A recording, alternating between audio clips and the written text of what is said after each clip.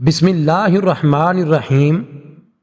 محسن وہ شخص ہے جس کے افعال اس کے اقوال کی تصدیق کریں اور نعمت الہی میں فکر بہت بڑی عبادت ہے۔ احسان کرنا بھلے مانس لوگوں کی خصلت اور برائی کرنا برے لوگوں کی عادت ہے۔ عورتوں پر اپنے بوجھ نہ ڈالو، یعنی جو کام خود نہ کر سکتے ہوں وہ ان کے سر پر نہ ڈالو، اور جہاں تک ہو سکے عورتوں سے مستغنی رہو، کیونکہ ان کی عادت ہے کہ وہ اپنے احسان کو بار بار جتلاتی ہیں اور شوہر کے احسان کو بھول جاتی ہیں۔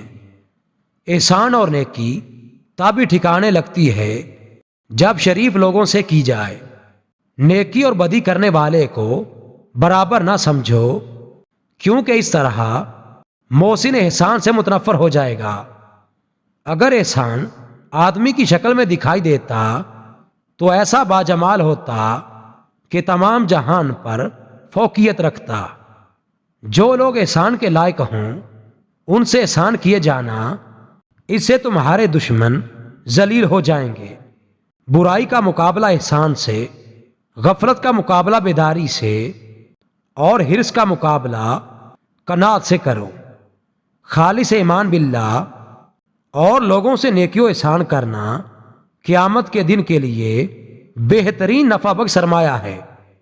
کسی کے ساتھ احسان کرنا ہو تو ایسے شخص کے ساتھ کرو جو اس کو یاد کرتا اور دہراتا رہے۔